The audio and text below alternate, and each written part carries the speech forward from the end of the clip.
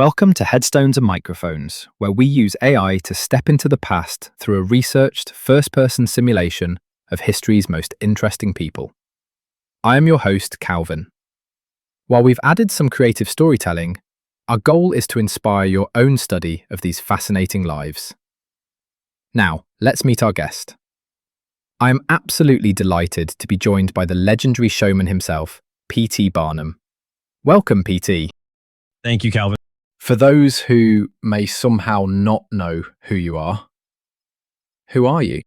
I am Phineas Taylor Barnum, a man who believed that the noblest art is that of making people happy.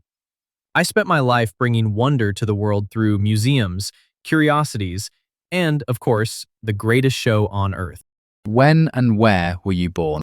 I was born in the bustling little town of Bethel, Connecticut, on the 5th of July, 1810. What was your given name at birth? My name has always been Phineas Taylor Barnum. Is there a story behind your birth name? I was named for my maternal grandfather, Phineas Taylor. He was quite the character, a real wag, as we used to say, full of wit and pranks. He even gave me a bit of land at my baptism, though, as I learned later, it was not quite the prize I had imagined. What was your hometown like growing up? Bethel was a place of hard work, firm roots, and religious values. It was a community where everyone knew everyone, and life was centered around the farm and the local store. It taught me the art of the deal and the importance of Yankee ingenuity. What was your family life like? We were a robust family, a large brood working the farm. My father was a farmer, and we all had our part to play. It was a stable life, though certainly not one of luxury. What kind of kid were you? I was not the type to toil away in the fields, I can tell you that. I much preferred head work. I was always calculating, always curious, and I suspect I was a bit of a handful for those who expected me to be content with manual labor. What were your biggest fears growing up? I suppose, more than anything, I feared being stuck in a life of monotony. I had a great hunger to see the world and to make something truly grand of myself. What did you dream of becoming as a child? I didn't have one specific dream, just a burning desire for success. I wanted to be in the thick of the action, to manage, to trade, and to command an audience.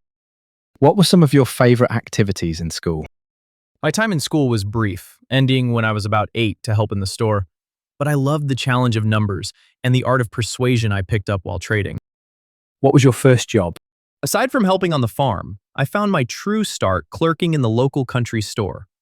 That was my classroom.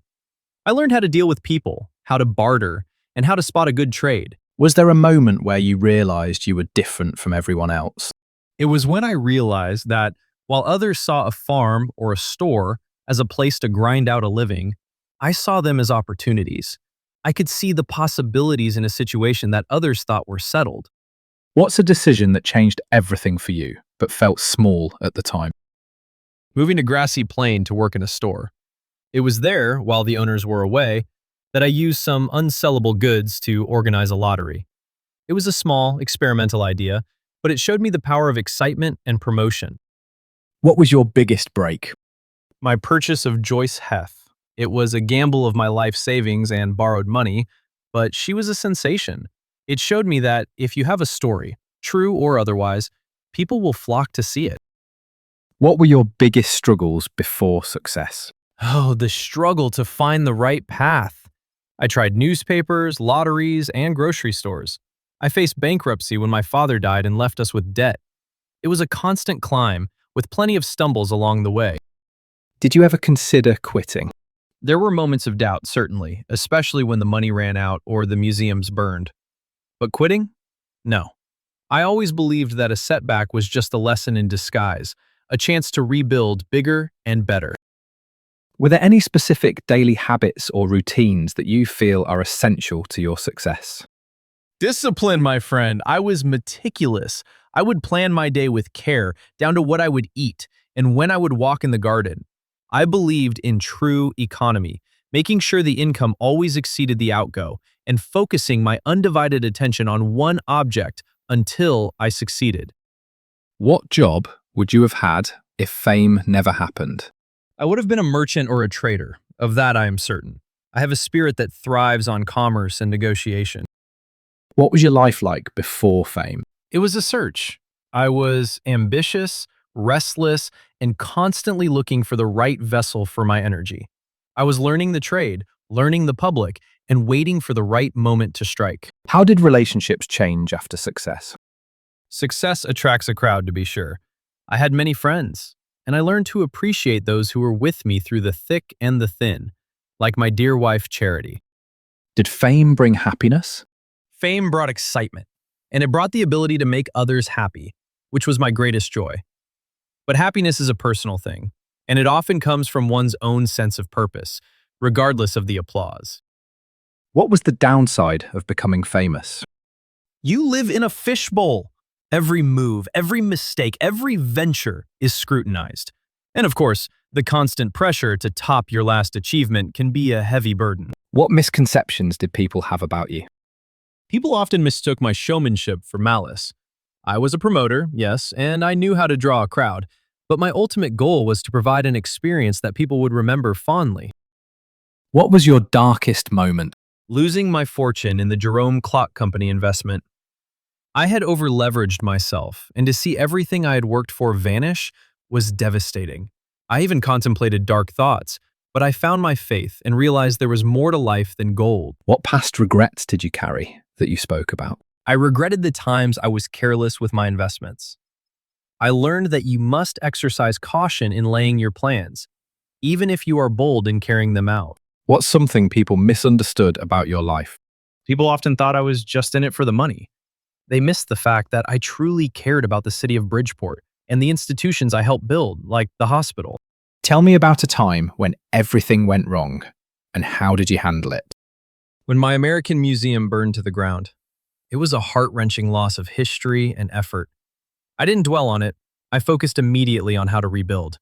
I'm a man of action, not of lamentation. Did fame and fortune change your life? It changed my circumstances, absolutely. It gave me a platform and the resources to impact my community, which I cherish. What personal battles were you fighting privately?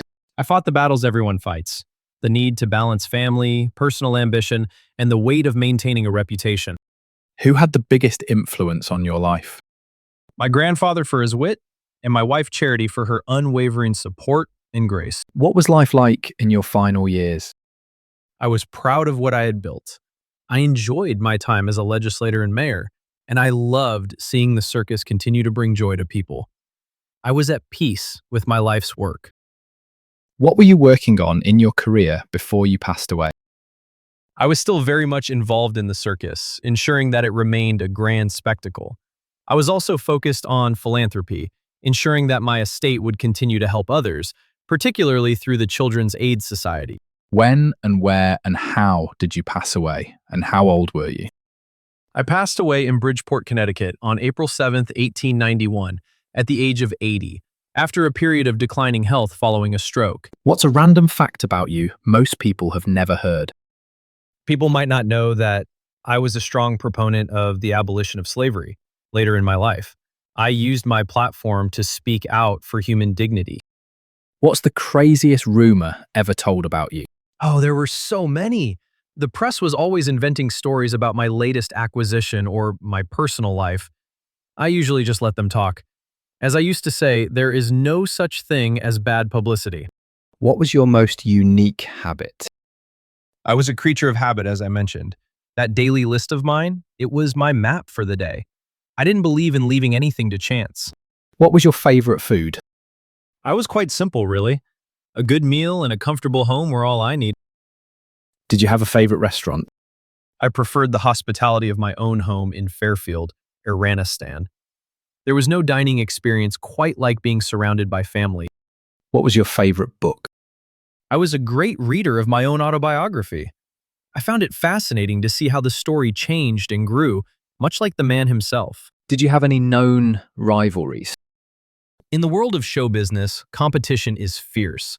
I had plenty of rivals, but I viewed them as a necessary spur to keep me sharp.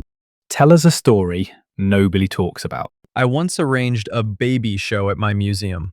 I thought it would be a delightful, wholesome spectacle. People loved it. It was just another example of how simple joys can draw a crowd if presented with the right flair. What's your funniest behind-the-scenes moment? Trying to manage the personalities of my performers was always a comedy of errors. I once had a situation where a performer thought I had stolen his lucky hat.